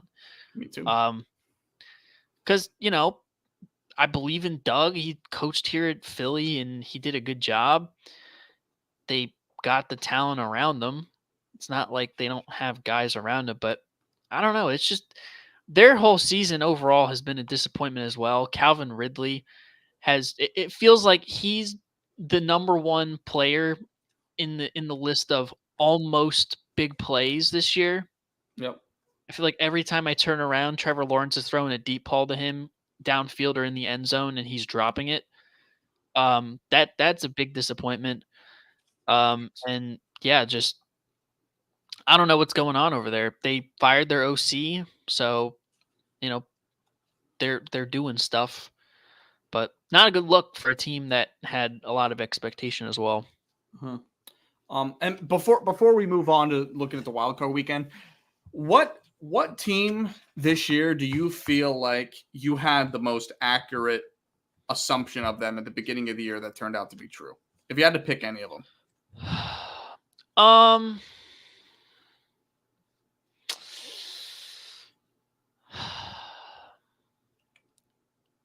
If we're going by like record prediction, it doesn't even have to just be about record. I mean, obviously record has to be close to what you thought, right. But like just the overall vibe of the team, how the team performed, what they ended up doing week to week basis. Like, what do you really feel? For me, I would say Baltimore.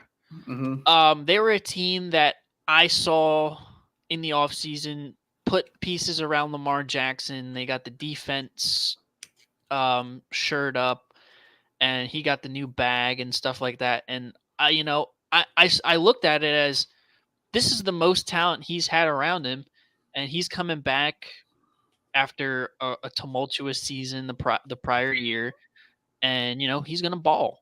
And week in and week out, the Baltimore Ravens have balled out. Line them up, they shoot them down. Doesn't matter who it is. Could be the Niners, could be the Lions, could be the Rams in overtime. It really doesn't matter. The Dolphins. Yeah. Line them up, they shoot him down. They've been by far the most consistent team this year. Lamar Jackson is probably going to be an MVP finalist, if not the MVP, the way he's played as of late. And yeah, I mean, there's no secret why they're the 1 seed. They've just been one of the best teams, and that's something that I saw over the offseason. And you know, I'm right too sometimes, bro. You You are. You are right sometimes. But for me, the record isn't as close as I thought it was going to be to what I predicted. But to me, it's actually the Vikings, because last year they won 13 games. They were 13-0 in 1 score or less possession games. And I said at the beginning of the year that they'd regress to the mean and they'd go a 500, if not lower, in 1 score games. And they did exactly that. Did I bake in Kirk Cousins getting hurt and any of that? Obviously not. No one can. But where they ended up, I definitely feel like I had them pegged right where I suppose they were going to be. And turns out they just barely missed the playoffs. That's where I had them in my predictions. And yeah, that's how I feel about the whole thing. Yeah. Mm-hmm. Yeah, bro. And our our Texans propaganda was just way off. That was one that was just super far off. We had them going a combined 8-24. Here they are, 9-7. Like yep. With hosting a home playoff game. Facts. All right, bro. Speaking of those playoff games, let's look at them. Yep. So we'll really get into the meat and potatoes with these ones. I mean, we kind of already went through our picks here. First game, Saturday, 4:30. Browns going into Houston, taking on the Houston Texans. Browns are 2-point favorites. I'm rocking with Joe Cool and that Cleveland defense. They're going to set the tone. CJ Stroud's first playoff experience is not going to be a good one. Probably going to be like, if I had to say, like Jalen Hurts' first playoff game. So I'm going to go with Cleveland here to win by 7 to 10 points. Okay. You have them beating them pretty big. I don't know if I have them winning by that much, mainly because Cleveland is on the road. But and I do think the teams are somewhat similar in overall standout. It's just the way that the predictions fell. I thought the Browns would make a bit of a run. But I agree. -2 is too close for me to take the Texans. It's definitely Cleveland in this situation. And what do you, I guess we'll touch on it a little bit. Do you think DeMeco Ryans is going to win Coach of the Year with making it to the playoffs? He very well could. But I feel like whoever wins this game is probably going to win Coach of the Year because, I mean, you look at DeMeco coming in there, rookie head coach, to flip the culture, win the division, have a home playoff game. That's huge. That's not nothing to sneeze at. Mm-hmm. But for a guy like Kevin Stefanski to be on his 4th quarterback without key starters, Nick Chubb's been out for the entire season. Mm-hmm. And, you're just trying to piecemeal offense. And to continue to look as dominant as they have, that's a huge accomplishment. And that can't be understated. No. My only thing is, though, Kevin Stefanski's already won a Coach of the Year. Doesn't matter. They tend not to give them out back-to-back very often. Or not back-to-back, but more than one. Yeah, I don't know if you can, penalize him for that in this scenario. Like, who else can take a 45-year-old off the street and make him look like a top 5 quarterback in the league with a ferocious defense, with guys that are injured and you're missing on offense as well, like Nick Chubb. Elijah Moore, even though he's a wide receiver too. That is huge. Like that just goes to the coaching job, and it's kind of similar to what Doug did in 2017. I mean, he didn't really win Coach of the Year. Should have. So that's kind of how I look at it with Stefanski. I wouldn't be surprised if one of the rookies win, though. Like MCDC might win it. Yeah. might win it. I think, yeah, you're probably right. Whoever wins this game, if the voting's not finalized, will probably win Coach of the Year. But yeah, we both have Browns on the road. So, hell yeah, bro. Yep. Next game, Miami Dolphins going into Arrowhead to take on Chiefs. This one is on Peacock. So, my favorite. so if you're not subscribed to Peacock, you might want to. It's $6.99 a month. I think they have a free trial, so you can just kind of finesse them for the 7-day. Boss move by Roger Goodell to do that to the Swifties, though. Make them pay. Yeah. We talking, what's 30 million times 7? 2.1 bill? Yeah. Probably. No, 21 million. True. There's still a lot of bread, though. That's a lot of bread. Yeah, dude. I just think this is a bad matchup. I mean, if KC had a dome, I think it'd be more interesting, but it's going to be so cold in Kansas City. It's going to be cold everywhere on Sunday. I mean, on Saturday, but negative 15, bro. That is. Yeah. And it's already going to be low scoring, but I think it's going to be, I think the Chiefs cover here. Yeah, I think the Chiefs like 17-9. Like I think what this game's going to do to a lot of people is like, wait, are the Chiefs better?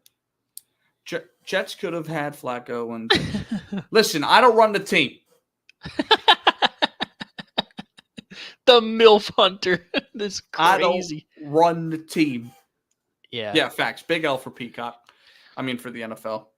But yeah, it kind of inconveniences a lot of us to have to fucking reach into our pocket. And what surprises me is that, I mean, maybe it's a good marketing move, but I wouldn't have put the Chiefs in this game. Like, the Chiefs are always an eyeball team. Well, that's exactly what it is, though. I would have put Steelers Buffalo in there and just got, you know what I mean? yeah, but again, bro, think about this. NBC's got to make bread. They are making bread. I know, but I'm saying, yeah, they're going to make bread. But think about the magnitude of Miami, Kansas City. Yes, it's the Chiefs. It's Mahomes. Taylor Swifties. Yep. Tyreek Hill is going back into Arrowhead. There's storylines upon storylines in this one. They're just capitalizing on it. So it's but probably I mean, the NFL. For them. The NFL all year has been giving us garbage games on streaming services. I mean, I can't remember a good Thursday night football game on Amazon Prime this year. So here you go. Here's a good streaming game. Yeah, great.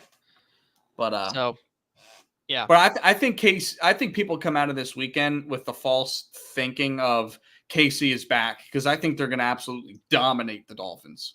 Yep. I think it could be a 15, 20-point win. Yeah, I agree. Yep. All right, next game here. Steelers going into Buffalo to take on the Bills. Are we counting this for? Oh, yeah, I'm counting them up for our total. Oh, okay. Because I still got to make that comeback. All right. I'm down 2. I thought we were done at the regular season. My bad. All right. Steelers in Buffalo taking on the Bills. Bills are 10-point favorites at home. Buffalo's not good enough to be a 10-point favorite. Give me Pittsburgh. Buffalo's going to win. But like I said, it's going to come down to a last-ditch effort, Josh Allen, heroic BS. But the Steelers, their defense is too good. I mean, the Steelers aren't worried about cold weather because they play in Pitt. Yeah. Mike Tomlin coaching mismatch. I like Pittsburgh to cover +10. Yeah. I'm gonna go with Buffalo here. Okay. Reason being, they're just clicking at the right time, and it's hard to understate the job that they've done over the last 6 years. Granted, some of those games have been close, like last week and a couple other games, but I don't know. I feel like this is one of those games where Josh Allen, and the offense just put their meat down and be like, all right, we're for real. And I am a Mason Rudolph truther, but Bro, I just, right there. I just don't have I don't have faith in the Steelers, bro. I don't. But you're a Mason Rudolph truther. As much as I'm a Mason Rudolph truther, I don't think he's a savior. I'm more of a Duck Hodges truther. Yeah. But Twiz barely watched. Yeah. Who do you think's gonna pay for Peacock? Facts. Like they made WWE fans will pay for Peacock. Yeah, that's true. We ain't well, at least I ain't a WWE fan. They already forced you to buy Prime to watch Thursday Night Football. Now I gotta pay for Peacock to watch the Sunday night game. The fuck you? Yeah. Oh man. All right. Yeah. So yeah, I'm taking Buffalo. You're taking Pittsburgh. All right. Cool. Next game here: Packers on the road in Jerry World, taking on the Cowboys. Cowboys are 7-point home favorites. This is Dallas. Yeah, me too. It's a decent size spread. But at home, they eat that up in no time. They are. This is going to be a 2-score, maybe 3-score win, maybe something like 31 scores, maybe 31 maybe to 14. Maybe 4 scores, maybe 5 scores, and then they're going to say we them boys, and Cole's going to be out there talking about this our year and blah blah blah blah blah. Congrats on your Super Bowl, bro. Oh my Congrats on your Super Bowl. You ain't getting there. Enjoy it while it lasts. Oh man. All right, next game here. Rams on the road in Detroit taking on the Lions. Rams are 3-point road dogs. This one's got a lot of storylines to it.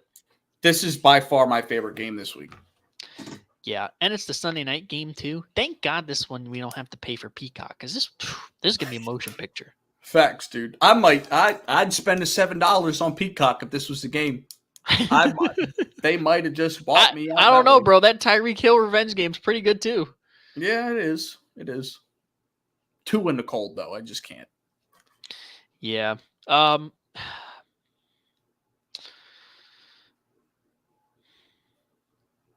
I mean, we picked the Rams. Yeah, I mean, we picked them to win the game, so I gotta take the Rams. Points. Yeah. Yeah. What do you think is going to be the difference in this game? I mean, obviously Detroit has had a better season overall. I do think the Rams are one of the hotter teams going into the playoffs out of all of them. Right. I think Kyren Williams in the run and pass game is going to be the difference for Matt Stafford. I mean, Matt Stafford, I think, is going to be the difference maker, but for him to use Kyren Williams. Say it for those people in the back. Kyren Williams. Whether it's in the run or pass game, he's been one of the most dynamic backs in the league, and there's no secret why he's a Pro Bowler. I feel like if they're going to pull out a win, they got to run the offense through him and also Cooper Kupp and Puka Nacua, who it all comes down to the experience. And I think if you need a drive, I think Matt Stafford's going to be able to get you one. I do think, though, it's not going to be as easy as a task, though, considering that the Lions got CJ back there, all healthy, ready to go. He's a huge playmaker. And the Lions have dogs too. So yeah. Yeah, I definitely think Troll Couch Boy gonna be mad when Love beats them girls. I could not agree with you more. And you know what? I'm here for it. I can't wait to clip that and post it on Twitter for Cole to see. What do you think of this? Yeah. But no, I do think this game is definitely going to come down to like this has a chance to be an actual low scoring game because both these teams can run the piss out of the ball. Right. I feel like it's going to come down to like getting a field goal at the end on the last drive. I think Matt Stafford can get you that, and especially if Kyren Williams is running the ball, catching the ball. I do also gonna want to be- say though, I like we have to give Jared Goff credit for what he's done in the past. I do think he can win a game like this. I do too. I do Yep. too. To be honest, I feel like whoever has the ball last is going to win this game. Could be. I just feel like Coin the toss. script is just going to give it to Matt Stafford because look at former quarterback. They gave up on him. I mean, the Lions are already disrespecting them. Well, let's be fair. I mean, the one that was disrespected in all of this was Jared Goff. That's true. That is also true. We went to a Super Bowl with you, and we still don't think you're good enough. So we're gonna go get somebody that's better than you, and we're gonna ship you off to broke ass Detroit, where you rot for the rest of your life. Yeah, bro. It's gonna be a movie, bro. It is gonna be a movie. I cannot wait for Cole to see this. Facts. Speaking of his predictions, we got to look at his predictions. I can pull them up. We don't really need to spend too much time on this game. Eagles on the road in Tampa taking on the Bucks. I will say though, hear me out. You can never just leave it. You can never just. I need to leave with something, bro. Let me. I'm from around the way. I'm leaving with something. Let me inject some hopium before I drink from my glass of eagle tears over on my dresser. That team, like I said, is out there somewhere. It is supposed to be raining. Yeah, they waiting for the rest of them boys in Cancun. That's where they at. I guess so. I don't know. They need to get their ass to Tampa Bay because we got a playoff game to play. This game, and we've been saying it for months, we got to establish the run. This is one of those games. Thunder, lightning, rain, gritty, grimy. This is a pound the ball down your throat type affair. Yeah. And when the Eagles decide to do it, what do they do better than any other team in the NFL? Turn the ball over. Line of scrimmage. Oh. The dogs up front dominate the line of scrimmage better than anybody in the league when they decide to use them. True. I do want to say though, I can see the Eagles winning this game. I can too because you know what Todd Bowles is going to bring. No one needs to watch film to know that he's going to be sending the heat. And if you guys can run the ball successfully and work the short yardage over the middle, I think you guys have a chance to carve them up, but at the same time, you're going to have to win in the shootout because you haven't shown me that you can stop anybody because your defense can be had and it will be had. And the other thing that our team hasn't shown me is that we can put up points, but the thing is the blueprint is there. You know, these people are sending 0 blitzes every down. Just run a little halfback screen, little hitch route, little sticks concept. There may be a blueprint out there, but you're hiring lawyers to build that house instead of contractors. I'm just letting you know that. I know, bro.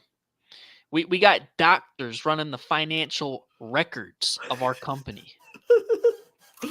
Just steering the ship into the iceberg. You got the janitor making stock decisions. Bro, I got the Indian cashier at 7-Eleven taking care of the accounting books. Why did we have to bring that into it? Like, what are we? but nah, hear me out, bro. We got to work, like you said, we got to work the short game. I just don't know if it's in the coaches to do so. We've seen it though. We've seen them do it before. When we played the Chiefs and they were bringing the pressure in the first half, what do we start seeing in the second half? We started some halfback screens. DeAndre Swift, they're weird Texas route screens. It was weird. But we saw them adjust. We saw them start running some short passes, some screens, and it really neutralized the blitz. And then we were able to start carving them up. That's what we have to do in this game. We got to establish the run, got to neutralize the blitz with some short game, and the defense needs one stop, just Yeah. one. And I guess my total thought on it is, and it's a bit of an exaggeration, but like hoping that the Eagles are going to do those things is like, it's like the Raiders going into a game saying, well, we put up 63. Yeah. So we can do it again. But no, you can't, because we know who the Raiders are. And I think we know what the Eagles are for this season. Doesn't mean they're going to be like that from here on out. But we know that they are inept on the playbook, and it's not going to be pretty. But I can see you guys winning if you do something that you have proven not being able to do most of this year. I agree. And like Twiz said, I'm numb to it at this point, which is why I'm sitting up here telling you I don't believe that they can win a football game. I don't. They haven't shown me anything that they can, but the keys have been there for the last 2 months. They would like to use them. And then, maybe we can turn it around. 1 turns to 2, 2 turns to 3, and guess what? We're back in the bowl. But it starts on Monday. And we'll see if they decide to do that, or if the players have just checked out and we're going into a mid-sized retool. So listen, it's not in Swift's contract not to play in the second quarter. It's in his contract. I mean, that's what's in his contract. I don't know what kind of contract they wrote up if Swift's not playing in the second quarter. I hope he better be out there, bro. Because if he went out there, if he was out last week and they saw what they saw from Kenny Gainwell in the first quarter of that game and are like, yeah, you know what? We can try Kenny Gainwell as the 1. I'm going to punch a hole through my TV. It's going to happen, bro. It's going to happen. There's no way a Pro Bowl running back should not be getting the lead touches. Yep. He is the best running back we have. He should be re-signed this offseason, in my opinion. I feel like this has to be a Swift game. It has to be. Jalen's finger, we don't know how well he's going to be able to spin the rock. A.J. Brown's dealing with the knee injury. Smitty said he's going to play. He's dealing with the ankle. So, like, health-wise, we're not good. We're not good. So it's going to have to go through Swift. There is no other option unless we just want to nuke ourselves. That's it. Because Baker's gonna spin it. Yeah, he is. Doesn't matter. Listen, dude, this weekend's going to be an absolute movie. I agree. I 100% agree. I get to watch on Saturday. I get to watch the Cleveland-Houston game, which I'm most excited for, other than Sunday Night Football, which is absolute gas. And then I get to watch all the Eagles fans finally cry. Listen, bro, I'm out of tears. Yeah. And if we win, I'm on your ass, bro. No, you can't. No, you can't do that to me after picking them to lose. I don't care. You can't do that. I don't care, bro. Whether I pick them to lose on the show for business or I pick them to win on the show for business, I'm riding no matter what.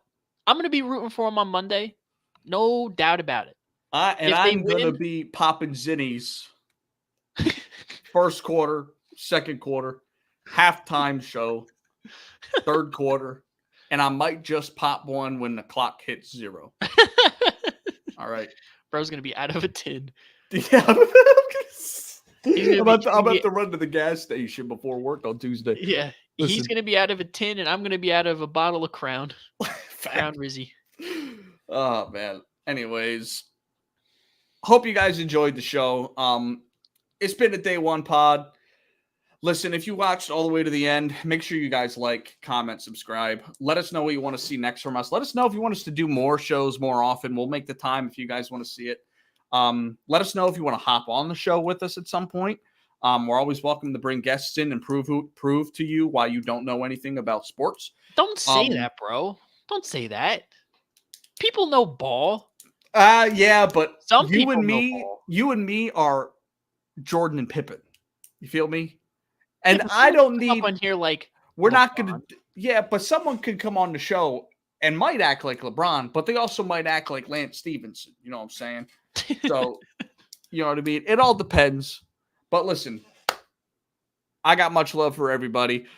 Make sure you tell a friend to tell a friend, whether you're on a boat, on a bus, or on a plane, you can get the Day One podcast content anywhere in the world. So stop being a bitch. Go to your local Sprint Mobile. Sign up. Wireless exists. Go get your unlimited data plan for dirt cheap because everybody needs a cell phone nowadays. If you're still using a track phone, well, hey, I don't want you subbing anyways. All right. Say a sub is a sub. Whether it's on the track, whether it's on a track phone, a Nokia, a BlackBerry, a Kindle, yeah, or shit, one of the suitcase phones. Yeah, whatever you want to do. Yep. And Twiz. Yeah, Twiz, thanks for hanging out with us, brother. We really appreciate it. But for now, we're out of here. I'm Kyle. That's Anthony. See y'all later. Peace.